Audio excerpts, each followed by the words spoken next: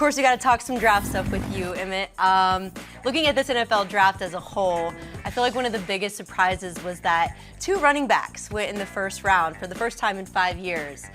Is this a sign that teams are starting to recognize the value in running backs, or are these just players that are just super talented, you think? These are players that are super talented. And I think if we see in the years to come more running backs starting to get into the league, get into that first round, then you can say that. But right now, I think these 2 guys are 2 of the most talented running backs out there in the NCAA. And coming into the National Football League, these 2 guys can help transform a team. Now, Bijan himself is going to need some help at the quarterback position. There's no doubt about that. But he definitely is a force. He was a great collegiate football player, and now his game has to transition into the National Football League.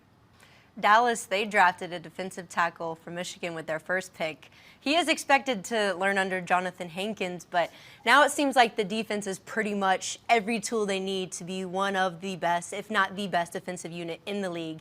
But how do you feel about the offensive side of the ball and the weapons they currently have? Well, I think offensively, we definitely need to upgrade in the tight end position. And I think we need to bring in another, we got somebody on the other side of CeeDee Lamb now. So we got some guys that can really stretch the field and create space that would afford the running game to take effect. But offensively, we definitely need to bring in some guys to shore up our offensive line. We got guys up front that are very good football players, but we need to have some backup just in case somebody goes down and we don't miss a beat. Because when you're going up against a team like Philadelphia and they're bringing in that defensive line that they have, they're going to put pressure on everybody and every team. And your team has to be able to hold up against that pressure. And any injury on any offensive line or defensive line can set you back. And so depth is a very important thing to have, but also the consistency that you need to develop and the cohesiveness that you need to develop up front is extremely important as well. So kudos to our defense. We feel like we've gotten better because we got a linebacker, we got a D tackle, guys that can keep the offensive line off these fast guys so they can get in that backfield and create havoc. And that's exciting because we got good corners too. And so I'm excited to see how things shape up, but it's going to be tough. I know. And it's clear that Dallas is trying to go all in on running or trying to fix their run defense. And in their last 3 playoff losses, the Cowboys gave up a combined 554 rushing yards, which is insane. So it's no surprise Micah Parsons was jumping with joy at the pick. But with all that said, how much do you see Dallas's run defense improving this season with their defensive-heavy draft? Well, it has to improve. You going, I ain't going to say all in terms of poker, but you are going all in to fix that defense and to shore up the run game, which is extremely important. Because if you do that, if you're able to stop the run game, and with the corners that we have and the safeties that we have, then Micah Parsons and that defense can actually put a lot more pressure on the quarterback. And the ball must leave fairly quickly. So we got solid corners. But the one thing that we did not do well, and you spoke about it, is stopping the run. Back in my day, stopping the run was the most important thing that any defense can actually do to make an offense become one-dimensional. But being committed to running the ball also is one of the things that the offense can do to bring stability to any offense, no matter how difficult it is running the football. Because the clock should become your friend when you're playing against a high-powered offense that's trying to score every time that they're on the football field. But if you're putting pressure on that quarterback and stopping the run and making the team become one-dimensional, it generally plays in the defense's hands. But you know, it's one of those yin and a yang kind of thing. Yeah. When it was Super Bowl time, I briefly asked you a little bit about the Zeke situation, but obviously fast forward now, Jerry Jones has said, quote, "The ship hasn't sailed yet," when he was asked about possibly re-signing Zeke. Right. What are your thoughts on that? Is it time for Dallas to move on from him and stick with the potential Pollard-Vaughn duo, or? How do you feel about it? I think Dallas need to bring Zeke back if they can. And here's why I believe that. I believe that with the uncertainty of Pollard being able to come back and being the Tony Pollard that we all know, that is yet to be seen. Until that has proven itself out and he's healthy enough to get out there and carry the football and be some form of who he used to be, that is my biggest concern.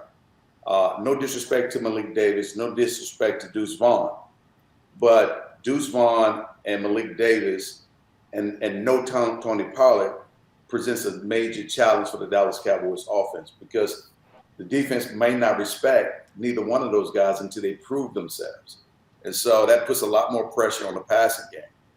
But with Ezekiel Elliott back there and a guy that knows the offense, knows the blocking schemes, knows how to pick up the blitz, you don't have to train him or teach him to do those things.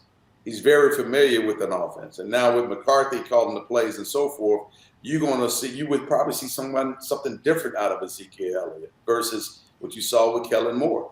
And so I'm looking forward to seeing the difference between the offensive system and the nuances that we have under McCarthy versus what Kellen Moore was doing and the consistency and the play calling selection during the process of the game. Those are things that I had some question marks around last year that I'm hoping to get ironed out this year so we can become a better offense and a much more efficient offense. Yeah.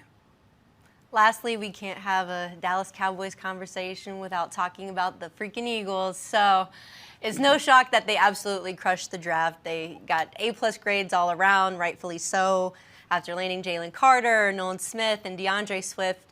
Straight up, did the rich get richer, you think? Yes, they did. Yes, they did. When I look at the Philadelphia Eagles and their draft picks and their team that went to the Super Bowl last year, I see a team that reminds me of us when we had that type of talent on our defensive side of the ball. And that was back in 92, 93 football season, 93, 94 Super Bowl season, our second Super Bowl year, when we were too deep defensively. Our defensive front that consists of a Charles Haley, Tony Tolbert, Tony Casillas, Russell Maryland, Chad Hennings, Jimmy Jones, and some others, Leon Lett. All of that was our front forward. And notice I called 8 guys out. And so when they came on the football field, they created havoc for everybody that we played against. And I see the Eagles in the same light because they picked up some young cats that can actually go play as well. So that makes it very challenging for anybody, not only the Dallas Cowboys and the NFC East, but everybody that the Eagles play, because that offense that they have is very dynamic with Jalen Hurts back there doing what he does. And I'm sure they upgraded some on the offensive side too. They're getting players there. So this team just improved, if you want to call it 2% more, but that 2% on a team that was already good makes a big difference. So what you're saying is you're a little bit worried facing Philly this year. Why not? I mean, I got to be. I'm not worried. I'm a little concerned, and I'm looking for my team to match up and compete. But because you can have all the talent in the world, like we did, and still go to the NFC Championship game and lose against the 49ers. So anything is possible on any given Sunday. Chemistry is one of the things that people underestimate and don't really understand how it's developed. And so as great as the Eagles were, as great as they look on paper, it doesn't take much to mess up chemistry. Hey, sports fans, if you want to see more conversations with athletes and stars, check out these videos right here and be sure to subscribe for more from USA Today Sports.